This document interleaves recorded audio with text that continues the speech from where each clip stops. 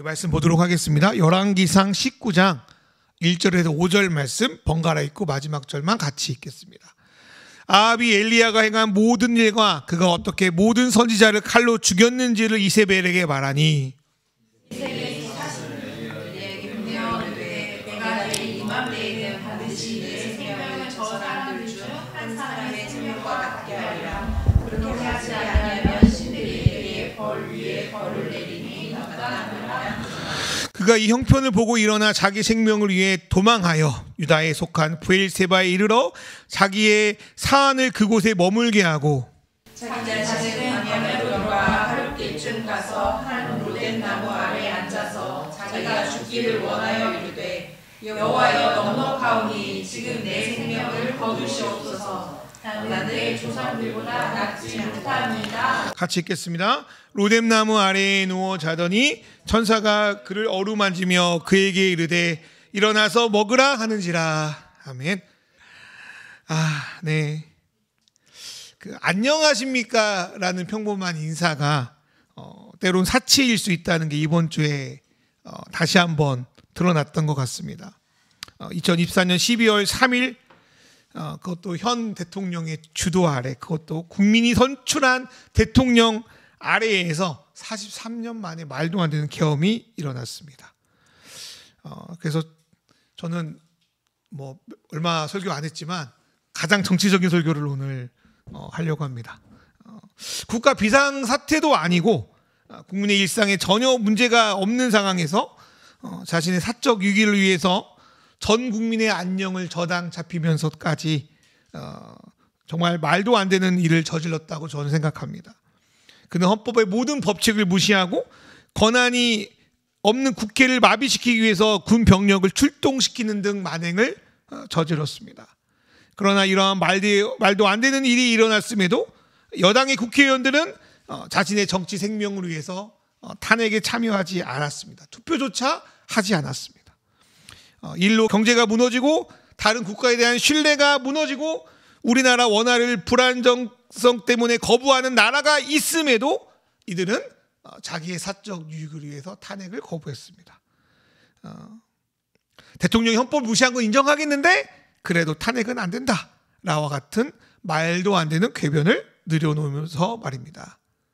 또한 불법적인 탄핵의 주동자들이 여전히 현직에 남아있다는 것이 앞으로 2차, 3차 계엄령이 있을지 모른다는, 또 북한을 자극해서 일부러 전쟁을 일으킬지 모른다는 두려움이 우리들 안에 남아있습니다. 더욱이 안타까운 것은 일단 주류 기독교라고 하는 이들이 무속에 쩌들었다는 명백한 증거에도 그들에게 친히 안수하여 그를 대통령으로 만들었던 교회들과 목사들은 사과조차 하지 않습니다. 그리고 그를 따르는 극우 기독교인이라고 하는 이들은 여전히 그러한 생각에 사로잡혀 있습니다. 우리 교회는 작지만 해외에 또 국내에서 벌어진 일들에 대해서 여러 가지 설교를 진행해 왔는데 노골적으로 특정인을 대상으로 설교했던 적은 없었던 것 같아요.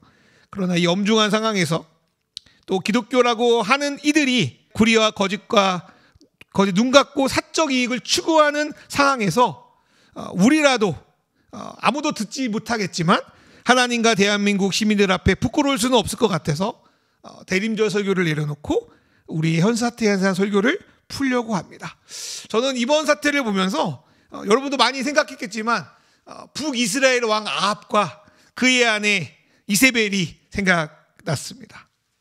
솔직히 성경을 보면 아합 왕이 윤석열보다, 대통령보다 더 뛰어난 지도자입니다. 제가 아합 왕한테 미안해요. 아합 왕 최소한 빈부의 격차는 컸어도 나라를 부강하게 했거든요. 그럼에도 불구하고 몇 가지 공통점에 대해서 말씀을 드리려고 합니다. 첫 번째로 위선을 넘어서 욕망을 추구하는 게 닮아 있습니다. 여러분 열왕기 상하를 보면 남유다 왕조는 그래도 다윗의 혈통으로 계속 이어져 온 거에 반해 북이스라엘은 계속적인 반란과 배신으로 왕조가 뒤바뀐 일이 잦았습니다. 아합 왕도 그의 아버지가 반란으로 획득한 정당한 왕위가 아니죠. 비정상적인 왕위를 이어받은 왕입니다. 성경에는 이전까지는 그 왕의 악함을 판단할 때 그 왕이 북이스라엘 초대왕 여로보암의 길을 따랐는지 그렇지 않았는지로 이 사람이 악한 왕인지 악한 왕이 아닌지를 판단했습니다. 그러나 이 아합 왕이 집권하면서 성경은 뭐라고 말하냐면 아합 왕이 여로보암의 죄는 오히려 가볍게 보일 만큼 지독한 악을 행했다고 말씀합니다. 우리도 나름 이 정도면 조금 아쉽고 이 정도면 잘했다는 나름의 상식성을 갖고 있어요. 그거 갖고 좀 판단하죠. 그런데 그 상식을 완전히 무너뜨리는 지도자가 나오면 이전의 상식선은 사라지고 와, 나도 미처 몰랐는데 이렇게 해도 되는구나, 이렇게 살아도 되는구나 라는 생각을 하게 됩니다. 그래서 이전에 자신이 이건 차마 넘지 못하는 그 죄악의 선, 그 규정한 것들이 어느덧 이제 상식이 되어버리는 그런 아주 망가진 사회가 되어버리는 것입니다. 아합이 북이스라엘에 행했던 악이 바로 그것이었습니다.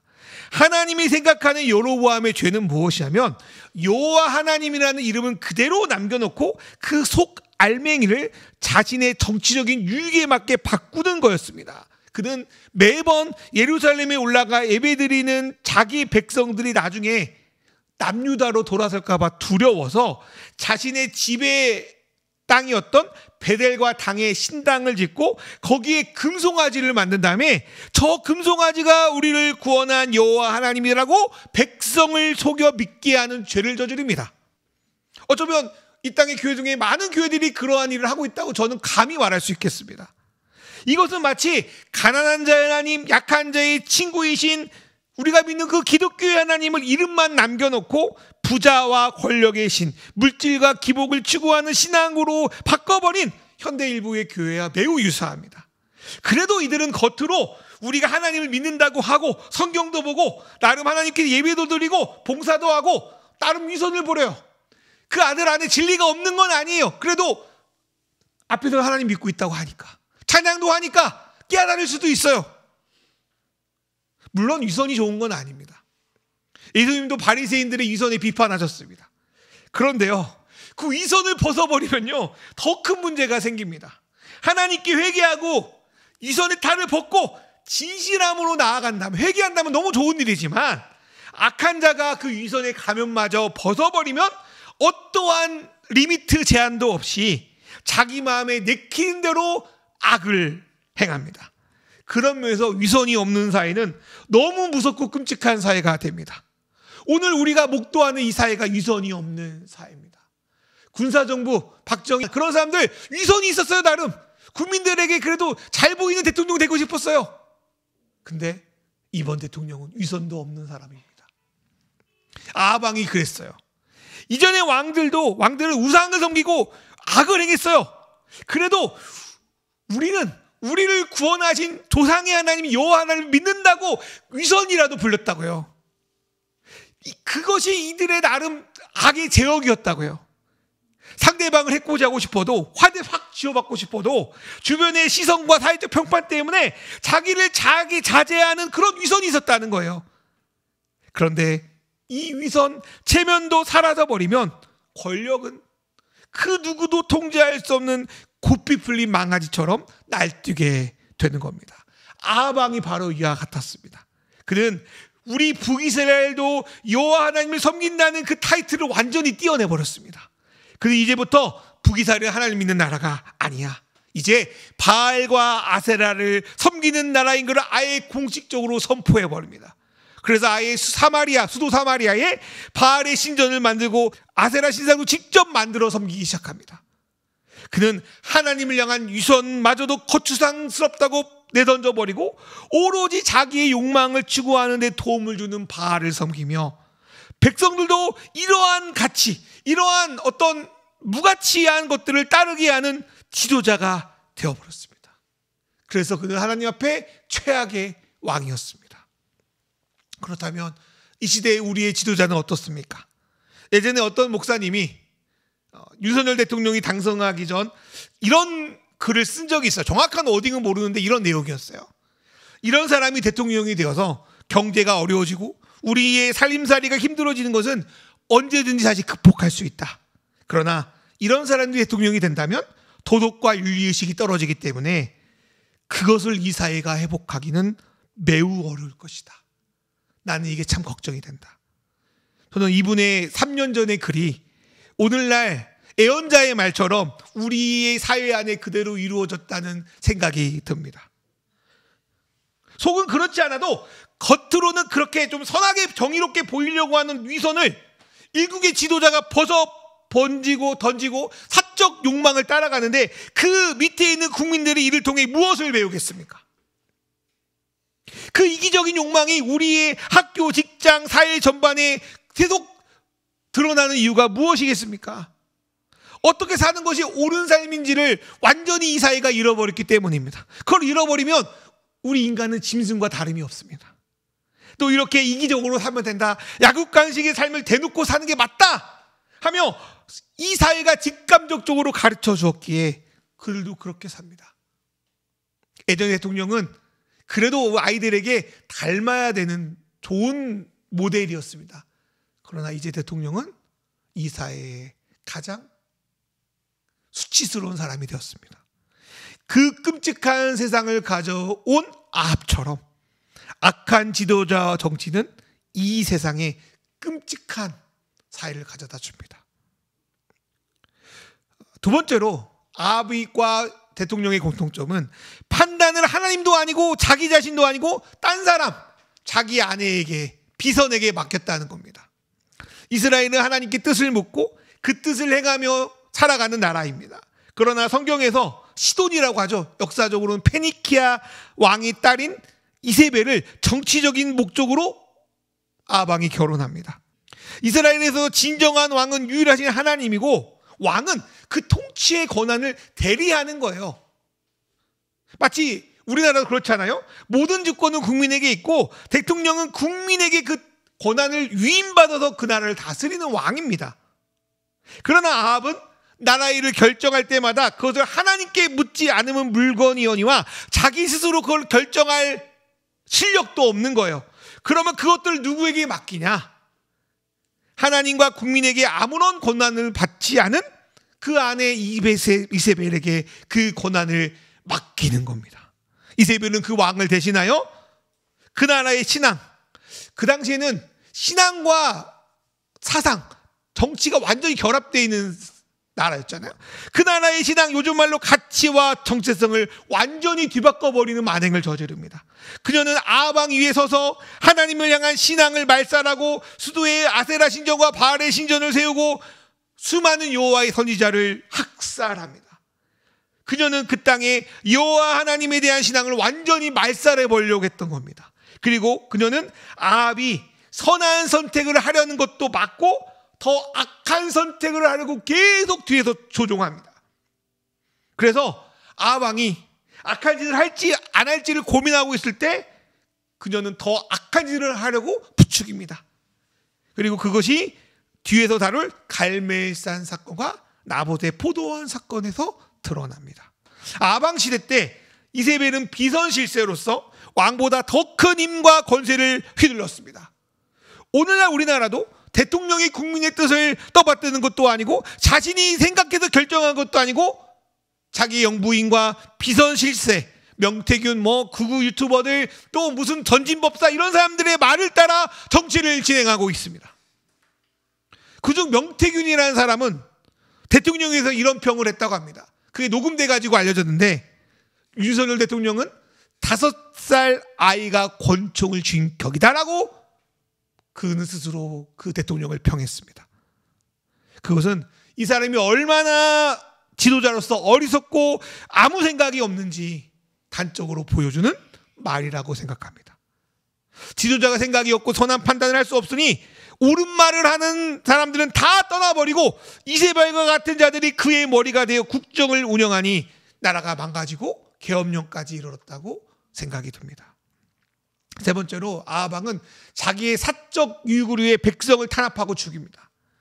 한 나라의 왕이라면 자기 나라 백성을 잘 살게 하지는 못할 망정 그들의 생명과 재산권을 지켜줘야 하는 의무가 있습니다. 그러나 아합은 자기의 명예 욕심을 위해 백성이 죽는 걸 그냥 방치합니다.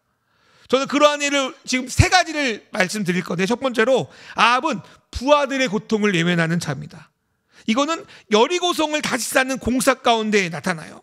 여호수아 6장 26절의 말씀을 제가 읽진 않겠지만 그 말씀을 보면 예전에 이스라엘 백성이 여리고성을 정복하고 난 뒤 여호수아가요, 이방의 가증한 일에 대한 하나님의 심판이 일어난 여리고 그 현장, 그 폐허를 그대로 놔두라고 합니다. 아마도 그거를 계속적으로 후대의 사람들이 보면서 경계로 삼으려고 했던 것 같아요. 그래서 여호수아가 예언합니다. 뭐라고 예언하냐면, 만약 다시 여리고성을 세운다고 하는 자는 그 공사를 시작할 때 첫 아들, 맏아들을 잃게 될 것이고, 그 공사가 끝날 때 막내 아들을 잃을 것이다 라는 무서운 경고성 예언을 여호수아서 6장 26절에 합니다.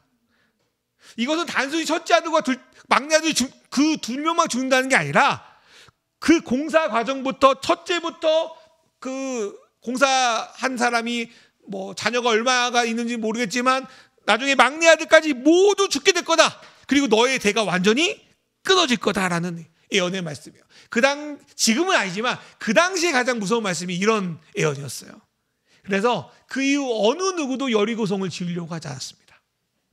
그러나 아합이 감히 하나님을 믿지 않으니까요, 아합이 왕이 되고 이 여리고성을 짓게 합니다. 베델 사람 히엘을 시켜가지고. 근데 여호수아의 말대로 기초를 다질 때 그의 첫 아들 아비람이 죽습니다. 처음에 믿지 않았는데 그런 일이 일어났으면 부하 장관을 위해서라도 멈춰야 되는 거 아닙니까? 그런데 아합은 공사를 중지시키지 않아요.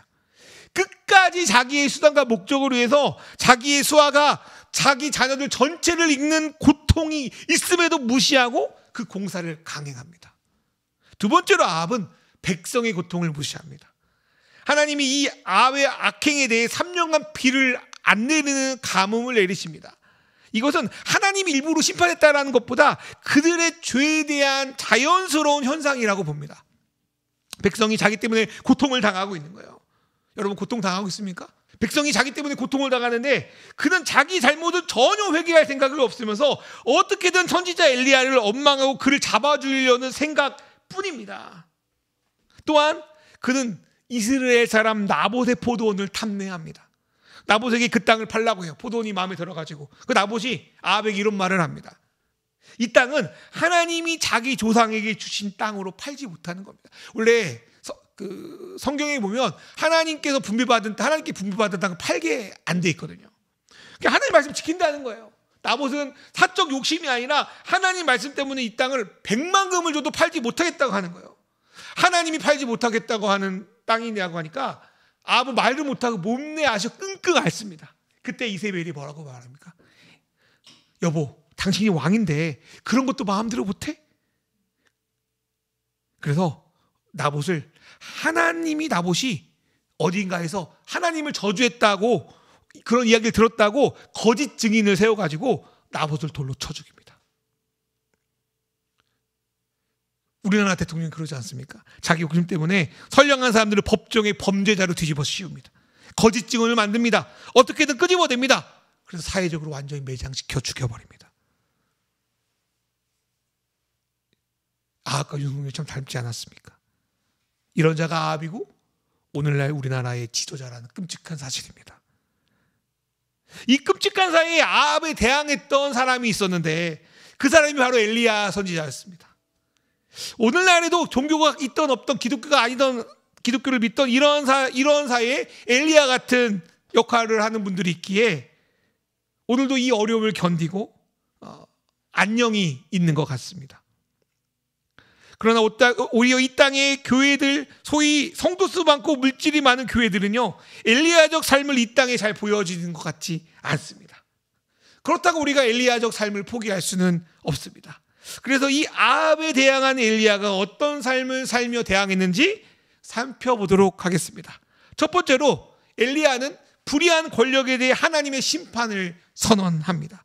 첫 번째로 엘리야는 우상을 숭배하고 백성들을 불의하게 대하는 그 악한 양을 향해 하나님의 말씀과 심판의 메시지를 전합니다. 먼저 그는 아합 왕이 저지른 악에 대한 형벌로 하나님의 말씀이 있기 전까지 이 땅에 비도 이슬도 없을 거라는 그 심판의 내용을 용기 있게 선언합니다. 또한 아합 왕이 나봇의 포도원을 불의하게 빼앗겼을 때도 그는 아합 가문에 대한 하나님의 심판의 메시지를 과감하게 아합에게 전달합니다. 엘리야는 하나님 말씀을 어기는 것보다 아합의 대적자, 원수, 아합이 엘리야한테 나의 대적자요, 나의 원수요, 그렇게 표현하거든요. 차라리 아합의 대적자, 원수가 되기를 선택합니다. 눈이 시퍼렇게 살아있는 권력을 향해 용기 있게 하나님 주신 메시지에 따라, 양심에 따라 말하는 것은 참 쉽지 않습니다. 저도 쉽지 않습니다. 이것을 말하면 그 반대자들에게 어떤 형태로든지 손해를 보기 때문입니다. 핍박을 보기 때문입니다. 그럼에도 불구하고 하나님 말씀을 전하는 자들을 구약에서는 선지자, 예언자라고 했습니다. 그런데 이런 예언자적 메시지가 한국교회에 사라져 버렸다고 합니다. 오히려 카톨릭 같은 데서 이 사회에 대한 메시지를 전합니다. 이번에 수많은 단체에서 시국선언을 하지만 교회만 조용합니다. 물론 아까 읽었지만 저희 교단 같은 일부 작은 교단과 교회와 신앙단체에도 이런 이야기를 하지만 전체 기독교를 대변하기는 어렵습니다. 하물며 계엄이 있을 거라고 말했던 그 모 의원, 여러분 아시죠? 그 주장에 대해서 비난했던 사람들, 말도 안 된다고. 근데 그땐 내가 몰랐다고 다 사과합니다. 조선일보도 사과하고 다 사과해요.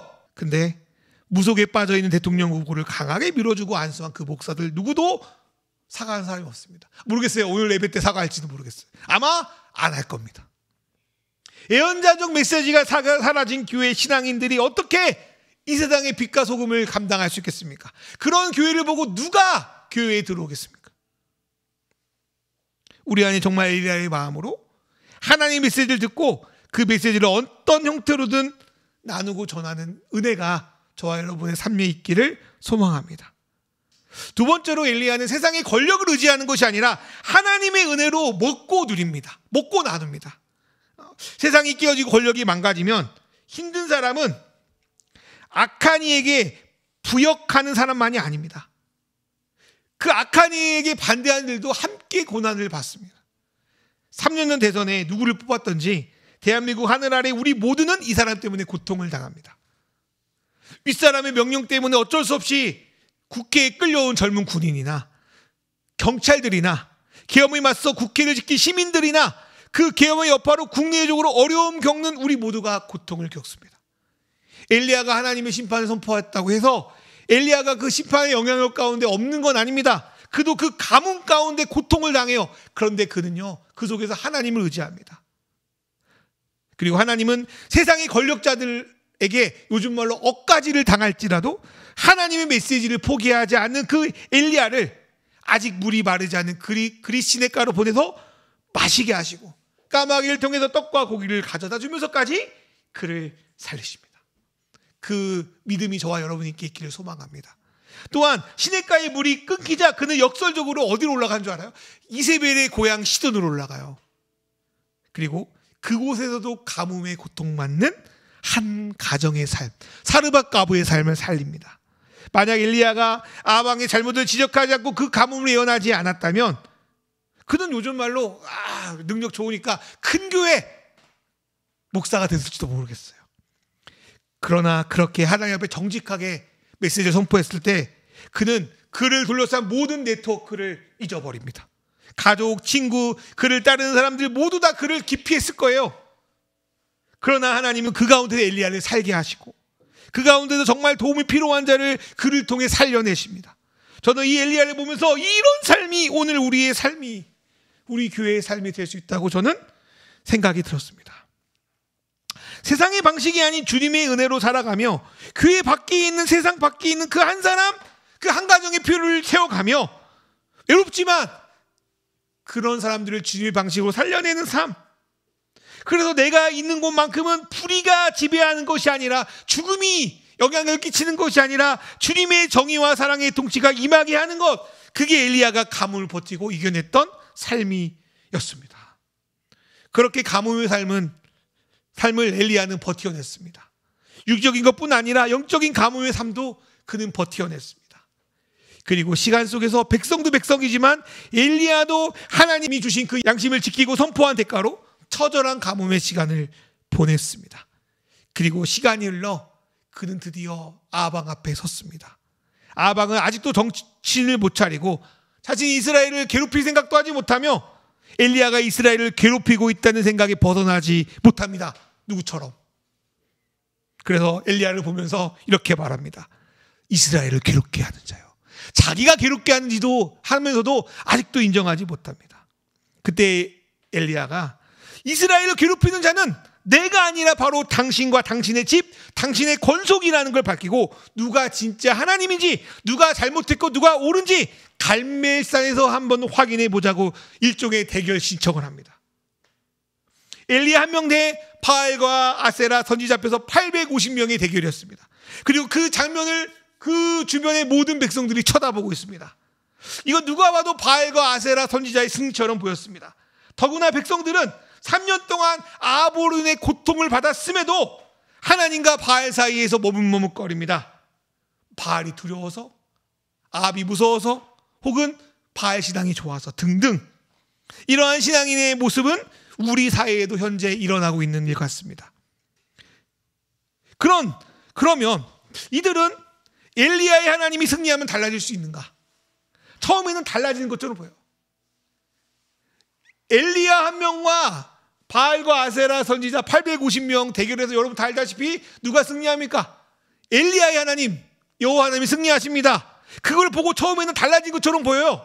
그래서 바알 선지자들이 하루 종일 종교적인 의식을 해도 응답이 없는 걸 또 보고 엘리야 하나님이 불을 내리셔서 완전히 물로 가득 젖은 재물들을 다 태우는 걸 보고 이들이 여호와 그는 하나님이시로다, 여호와 그는 하나님이시로다라고 고백하며 그 순간에는 바알 선지자들을 다 심판하고 내가 이제 하나님 믿어야겠다고 막 그런 느낌이 있는 거예요. 그걸 목격한 아합 왕도 그때 이세벨 없었나 봐요. 막 변화될 조짐도 보여요. 그리고 하나님은 엘리야를 통해 3년의 가뭄을 이제 끝내시고 비를 내리십니다. 하나님 엘리야에게 능력 주셔서 아합 왕의 말보다 막 엘리야가 더 빠르게 달려가게 해요. 명백한 걸 본 거예요. 누가 신이냐, 누가 옳으냐, 하나님이 옳구나 다 보게 만든 거예요. 이런 거 보고도 어떻게 다시 바알을 섬기겠습니까? 어떻게 다시 예전으로 돌아갈 수 있겠습니까? 그런데 놀랍게도 성경을 보니까 이 모든 것을 봤음에도 다시 예전으로 돌아가요. 그렇게 다시 하나님 믿겠다고 해놓고는 이세벨 한마디에 아합도 백성도 다시 예전의 다리로 돌아가 버립니다. 저는 갈멜산에 불이 떨어진 그 놀라운 기적보다 이런 것들을 보고도 다시 예전으로 돌아가는 이들이 더 기적적이에요. 우리는 이번 주에 갈멜산과 같은 사건을 봤어요. 우리가 겪은 위법적 계엄, 국회로 계엄군을 진입, 선관위를 점령하려고 하고 반여당적 인사를 체포하려고 했던 모든 정황을 다 목도했어요. 이건요, 보수든 진보든 누가 봐도 한국 사회에서 절대 일어나면 안 되는 일이고 헌법을 어긴 일이에요. 이걸 현직 대통령을 통해서 일어났어요. 마치 모든 사람이 갈멜산에서 하나님과 바알 중에 누가 진짜 신인 거, 누가 옳지 않은 거, 누가 옳은 것을 다 목격한 것과 비슷한 거예요. 누가 봐도 이건 대통령과 국민을 배신한 국가를 전복하려는 내란 수괴죄라고요. 그래서 그 여당의 대표 한동훈도 이거 대통령 잘못했다 이야기하잖아요. 그런데 우리 국민 중 일부는 대통령의 변명을 그대로 받아들입니다. 얼마나 힘들었으면 그랬을꼬.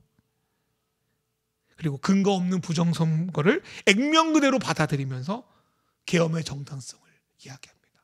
앞에서 하나님이 참신이라고 잘못됐다고 떠들더니 이세벨 한마디에 되돌아버리는 북이스라엘의 백성들처럼 그런 사람들이 우리 가운데 있습니다. 계엄이 있어서는 안 된다고 떠드는 자들이 그래도 탄핵은 안 된다고 하는 말과 아합 왕과 백성들의 모습이 비슷하게 여겨집니다. 그럴 때 엘리야의 마음이 어땠을까요? 얼마나 허무했을까요? 얼마나 힘들었을까요? 이 정도까지 했으면, 사태가 이 시험까지 이르렀으면 이제 좀 잘못을 돌이킬 말도 한데 여전히 하나님보다 바알이 자기에게 유익을 주고 있다고 하는 헛된 망상 때문에 이들은 갈멜산을 목격하고 다시 예전의 신앙으로 돌아가 버리고 결국 멸망해 버립니다. 남유다는 그래도 그 신앙인이 있기 때문에 그 명맥을 유지했지만 북이스라엘은 완전히 역사 속에서 사라져 버립니다. 이제까지 자기 동포 백성들의 구원을 위해서 달려왔는데 어쩌면 그 마지막 기회를 놓쳐버린 엘리야의 마음이 어땠을까? 저도 좀 비슷한 것 같아요. 여러분만 그렇지 않습니까? 하루속히 탄핵 정국이 끝나면 좋겠는데 자기 대통령을 닮아서 사적 유익과 욕망을 똘똘 뭉친 자들 때문에 이런 상황이 좀 더 길어질지 모르겠어요. 어쩌면 지금보다 더 끔찍한 상황이 나타날 수도 있겠어요. 그래도 이러다가 국가 정체가 대외적으로 완전히 폭삭 주저앉을 것 같아요. 그런 상황에 엘리야가 완전히 번아웃이 돼버려요. 그리고 그는 광야로 도망쳐서 여러분 잘 아는 그 로뎀나무 밑에서 하나님 뱉으십시오, 죽여주십시오라고 이야기할 때까지 이렇습니다. 하나님 살아계시다면 저 악한 무리를 물리쳐주는 게 맞지 않습니까? 이 정도까지 했는데 하나님도 열심히 하셨고 나도 열심히 했는데 그래도 백성이 돌이키지 않으면 무슨 소용이 있습니까? 제가 3년 동안 이렇게 말할게요. 그렇게 고생한 게 얼마나 무가치한 일입니까? 저를 그렇게 놓아둘 거면 차라리 저를 죽게 하십시오. 그는 죽음을 요구합니다. 어쩌면 우리는 이 탄핵 정국을 겪으며 앞으로 이 엘리야처럼 답답하고 힘든 상황을 마주할지도 모르겠어요. 말로는 정의 사랑 외치면서 왜 악한 자들이, 왜 비겁한 자들이 변하지 않습니까? 선하고 양심 있는 자들이 왜 늘 손해를 봅니까? 악한 자들은 헌법을 어겼는데도 봐주고 헌법을 어떻게 지키려고 하는 이들은 왜 헌법 지키지 않는다고 왜 뭐라고 들어야 됩니까? 생각해보면 우리 역사, 아니 근대 역사만 봐도 참 말도 안 되는 일들이 우리 사이에 많이 벌어졌다는 거 우리는 기억해야 합니다. 그때 우리는 먼저는요, 하나님 주시는 힘과 은혜를 예배로부터 여러분 삶 속에서 공급받아야 됩니다. 그리고 그럼에도 보여지는 수많은 사건, 사고, 일 속에서는 들리지 않아요. 그분의 메시지가. 어디 들리냐? 우리 마음 가운데 들리는 세미한 음성, 조용하고 부드러운 그 소리를 들어야 합니다. 열왕기상 19장 12절에 보면 그 앞에도 뭐 여러 가지 막 눈에 보이는 막 그 스펙타클한 일들 속에서 하나님의 음성이 들리지 않는다고 고백합니다. 지진 같은 엄청난 사건에도 불이 막 화염이 막 용암이 터지는 상황에도 하나님이 계시지 않는데요. 어디 계시냐? 불 후에 일어나는 세미한 소리. 그 음성은 세미하게 들리는 것 같아도 우리가 좌우에 치우치지 않고 보여지고 느껴지는 것에 현혹되지 않고 상황과 환경에 넘어지지 않고 주님의 진리의 빛으로 우리를 이끄는 음성입니다. 그 소리가 저의 설교도 아니고 유튜브에 올라오는 뭐 유명하다고 하는 목사 그런 소리가 아니고 하나님으로부터 여러분 마음 가운데, 영혼 가운데 그 세미한 소리가 들리기를 주님의 이름으로 축원합니다. 그 세미한 소리가 없으면 오늘을 살아갈 수가 없습니다. 그 세미한 소리를 들은 엘리야가 그 이후에 하나님과 나눈 메시지를 그 다음 살펴보겠습니다. 먼저 하나님은 엘리야를 향해 네가 어찌하여 여기 있느냐라고 부르십니다. 이 말씀은 다른 말로 너는 왜 여기까지 와서는 절망하고 있냐? 너 여기 있을 때가 아니다. 절망할 때가 아니다. 내가 너와 함께한다. 우리가 엘리야도 그랬지만 우리가 그렇게 살 수 있는 이유는 하나님이 계시니까 그렇습니다. 두 번째로 하나님 엘리야에게 지금 네가 할 일을 가르쳐 주십니다. 끝난 거 아니야. 너 아직 죽을 때 아니야. 너 무의미한 거 아니야. 너 해야 할 일이 있어. 하나님께서 여러분에게 그 소명을 보여주길 소망합니다. 세 번째로 하나님은 너의 눈에 보기에는 모든 백성이 다 넘어간 것 같지만, 교회가 다 우상과 만몬에 휩쓸려간 것 같지만 그 속에서 바알에 무릎 꿇지 않고 진정 하나님을 섬기며 살아가는 소수의 7,000명이 있다고 말씀해 줍니다. 어쩌면 탄핵에 찬성하는 자들이 전 국민의 80%라면 여러분 주변에 신앙인이라고 하는 이 중에 탄핵에 반대하는 이들이 꽤 많을 거예요. 심각한 문제를 인식하지 못하는 일도 있을 겁니다. 특별히 많은 교회는 이 문제에 대해서 책임이 있지만 사과도 하지 않습니다. 이번 주일 대부분 넘어갈 거예요. 그냥 대충. 그럼에도 우리가 감사할 수 있는 것은 우리가 저 다수에 속하지 않고 바알에 무릎 꿇지 않는 그 7,000명 중에 하나가 되어 있다는 그런 믿음 때문이 아닐까 싶습니다. 하나님은요, 성경에 보면요, 그때도 지금도 많은 사람이 아니고요, 진정 하나님의 뜻을 알고 따르는 일을 통해서 하나님 나라를 이어가셨습니다.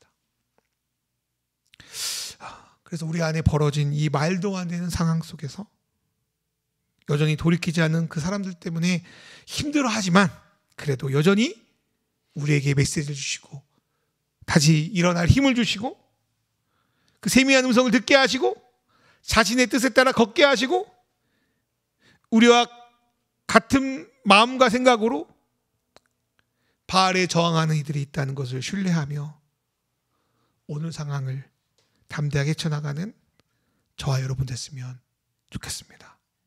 하나님이 여러분을 지켜주시길 소망하고 여러분의 안녕을 책임져 주길 소망하고 여러분의 양심이 어느 상황에서도 잊어버리지 않기를 간절히 소망합니다.